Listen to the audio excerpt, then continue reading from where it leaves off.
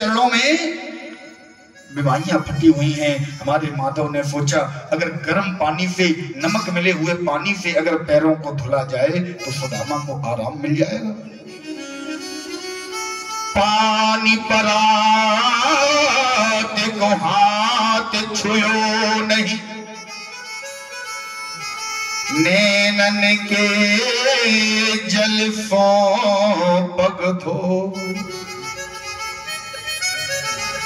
सुदामा के चरणों को धोने के लिए परमात्मा ने कौन गर्म पानी करेगा, कौन नमक डाल के पानी लाएगा, अपने आंसुओं से ही चरण धो डाले। यहाँ जटायु की दशा ऐसी है कि अगर एक भी बूंद आंसू का जटायु के देह में जाएगा तो महाराज जटायु को कष्ट होगा। राम जी सरकार ने कहा जटायु अभी तुम्हें हमारे साथ रहना है, अभी तुम हमारे साथ से जाओगे नहीं। जटायु हाथ जोड़कर कहने लगा प्रभु क्षमिए प्रभु आपके आयुष को सबने हो ही मैं नहीं धारी हूं। प्रभु सपने में भी मैंने नहीं सोचा था कि आपकी ऐसी कृपा मुझ पर होगी। प्रभु आज आप कह रहे हो मैं रुक जाऊं, मैं संसार को छोड़कर ना जाऊं। प्रभु एक बात बताओ, आज जितना सुंदर भाग्योदय मेरा हुआ है, इससे सुंदर भाग्योदय मेरा जीवन में कभी नहीं होगा, इससे सुंदर मृत्यु मुझे जीवन में कभी मिल नहीं सकेगी। इसलिए प्रभु आज मुझे मत रोको, आज मुझे जाने दो, आज मुझे मृत्यु का प्रण करने दो। राम जी ने कहा नहीं जटायु, मेरे पिताजी दशरथ पहले ही चले गए हैं और दशरथ जी ने तुम्हें मेरा पिता बना रखा है, दशरथ जी ने मेरा दान तुम्हें किया है, इसलिए मेरे पास पिता के रूप में तुम रुक जाओ। जटायु कहता है प्रभु इससे सुंदर मृत्यु मेरी नहीं हो सकती। आज मैं इस दुनिया का सर्वश्रेष्ठ भाग्यशाली भक्त हूं। अरे ये गति तो आपने अपने पिताजी स्वयं दशरथ जी को नहीं दी। दशरथ जी ने जिस समय प्राण छोड़े आप उनके सम्मुख नहीं थे, आपकी याद में दशरथ जी आपके वियोग में चले गए। और मेरा भाग्य देखिए, प्रभु की गोद में मैं लेटा हूं, प्रभु के दोनों हाथ मेरे सर पर हैं और मेरे मुख से निरंतर राम राम राम निकल रहा है। इससे सुंदर मृत्यु क्या होगी। इसलिए प्रभु नहीं माना जटायु। राम जी ने कहा अच्छा जटायु एक काम करो, हमसे कुछ वरदान मांग लो। जटायु ने कहा महाराज आप हमें क्या वरदान दे सकते हैं, आप स्वयं तपस्वी देश में घूम रहे हैं, जानकी मैया का हरण हो गया, आप क्या वरदान देंगे। राम जी ने कहा जटायु मेरी हालत पर मत जाओ, तुम जानते हो मैं कौन हूं। जटायु ने कहा प्रभु मैं भली भांति जानता हूं आप कौन हो, लेकिन एक बात बताओ मैं इस समय हूं कहां। लक्ष्मण भैया ने कहा राम जी की गोद में। बोले तो राम जी मानते हैं कि इन्होंने मुझे गोद में उठाया। बोले हाँ राम जी, जब सबके सामने राम जी ने तुम्हें गोद में लिया। अगर राम जी ने मुझे गोद में लिया, उठा लिया है गीत को निज गोद में प्रभु आपने। प्रभु अगर आपने मुझे गीत को, मुझ जटायु को अपनी गोद में उठा लिया है तो आपकी संपत्ति को भयो अधिकारी में। अगर आपने मुझे गोद में ले लिया है, आपने मुझे गोद ले लिया है, तो अब आपके पास बचा क्या। आपकी संपत्ति तो वैसे ही मेरी हो गई। आज जटायु का उद्धार भगवान की गोद में, भगवान के वरद हस्त के नीचे जटायु का उद्धार हुआ।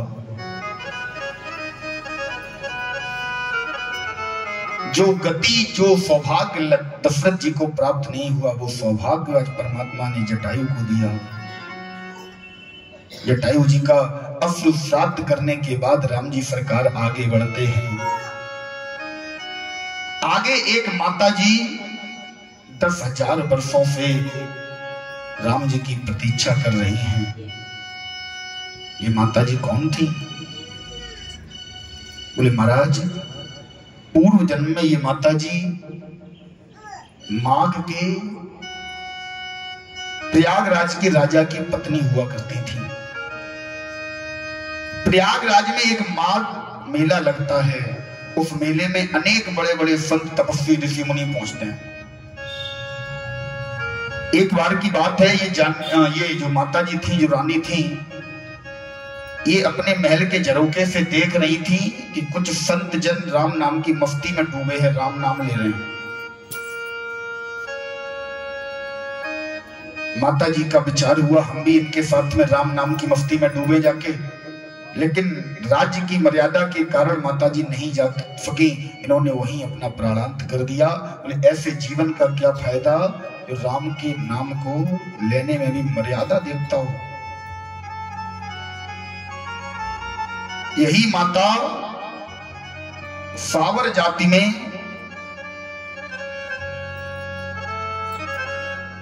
इनका जन्म होता है। इनका नाम सबरी नहीं है। सावर जाति में जन्म होने के कारण लोग इन्हें सबरी कहते हैं। एक बार की बात है, सबरी मैया क्योंकि सावर जाति में जन्म हुआ है तो इनके यहाँ एक प्रथा है, विवाह में अनेक जानवरों का पकवान बनाया जाता है। मैया ने देखा कि मेरे विवाह के लिए इतने जानवरों की बलि दी जाएगी, बोले इससे अच्छा हम विवाह ही नहीं करेंगे। रात में ही अपने घर से भाग गई। क्योंकि स्त्री थी, कोई भी आश्रम में कोई भी ऋषि इन्हें अपनाने को तैयार नहीं था। काफी दिन इधर उधर भटकती रही, काफी दिन भटकती रही। एक दिन की बात है, इन्होंने एक उपाय सोचा। वहीं वन में आश्रम में मतंग महात्मा का एक आश्रम था।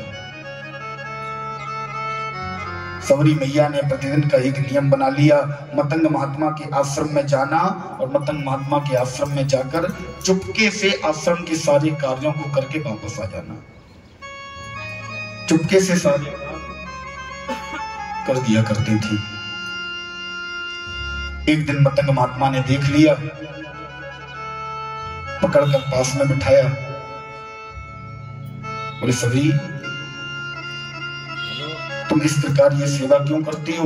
तो हाथ जोड़कर कहने लगी, प्रभु मुझे कोई आश्रम में कोई महात्मा मुझे स्वीकारने को तैयार नहीं है, कोई मुझे रहने का आश्रय नहीं दे रहा, मैं इधर उधर भटकती रहती हूँ, राम जी की सेवा करती रहती हूँ। मतंग महात्मा ने इसे अपने आश्रम में स्थान दे दिया।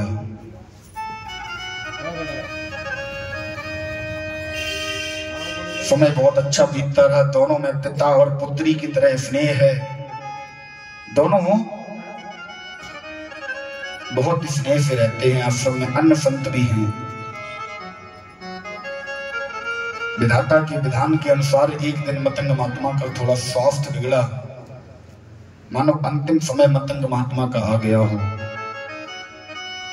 मतंग ऋषि प्राण छोड़कर जाने वाले थे। सामने सबरी मैया और अन्य ऋषिगण बैठे हुए हैं। सबरी मैया ने रोकर पूछा, पिताजी आप कहां जा रहे हैं? मतंग जी ने कहा, बेटी मैं उस परमात्मा के घर जा रहा हूँ, राम के घर जा रहा हूँ। बोले पिताजी आप राम के घर जा रहे हैं, मैं कहाँ रहूंगी? मतंग जी ने कह दिया, तुम इसी आश्रम में रहोगे। सही बात है। सबरी ने हाथ जोड़कर पूछा, पिताजी हे महात्मन गुरुदेव मेरे जीवन का उद्देश्य क्या होगा? मतंग महात्मा के प्राण कंठगत आ गए। मतंग महात्मा कंठगत प्राण लेते हुए बोले, सबरी एक दिन तुझे खोजते हुए तेरे आश्रम में राम आएंगे। जल्दबाजी में मतंग महात्मा बताना भूल गए राम कब आएंगे, और सबरी मैया पूछना भूल गई कि राम कब आएंगे। उस दिन से लेकर केवल गुरुदेव के वचन को पर विश्वास करके सबरी मैया एक ही दृढ़ विश्वास है कि मेरे राम आएंगे। दिन रात एक ही विश्वास। आश्रम से अलग एक सुंदर सी कुटिया बनाकर सबरी मैया रहती हैं। दिन रात केवल राम के आने की प्रतीक्षा में दिन रात बैठी रहती हैं। रातों का सोना भूल गई, दिन के सारी दैनिक क्रियाएं भूल गई, कुछ भी नहीं करना, बस केवल गुरु के वचन पर विश्वास है कि राम आएंगे।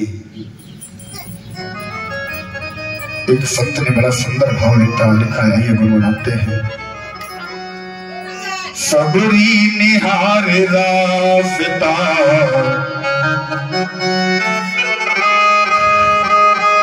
सबरी निहार रास्ता आएंगे राम जी।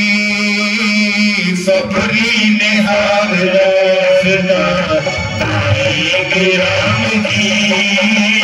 सबरी निहार रास्ता आएंगे राम जी।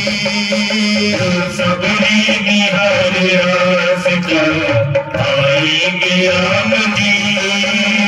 मेरा भी धन्य जीवन बनाएंगे राम जी। मेरा भी धन्य जीवन बनाएंगे राम जी। सबरी निहार रास्ता आएंगे राम जी। सबरी निहार रास्ता आएंगे राम जी।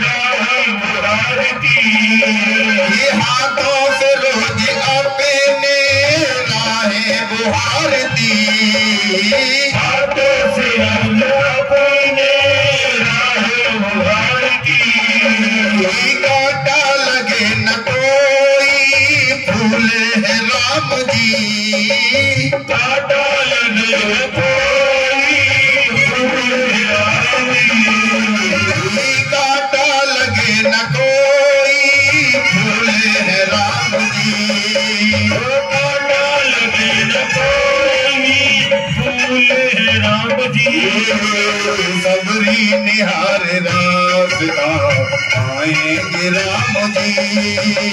सबरी निहार रास्ता आएंगे राम जी।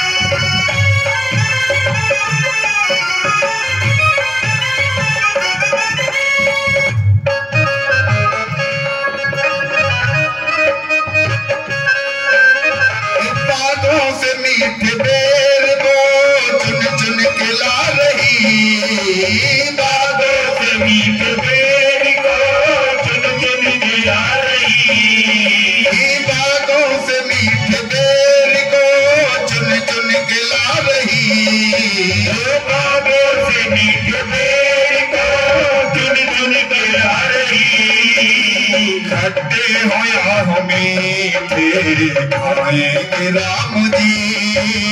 खट्टे हरा मीठे खाएंगे राम जी। सबरी निहार रास्ता आएंगे राम जी।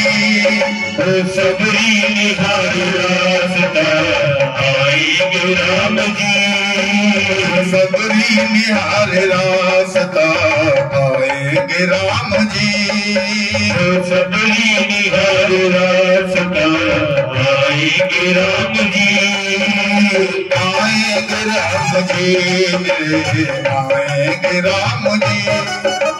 आएंगे राम जी आएंगे राम जी।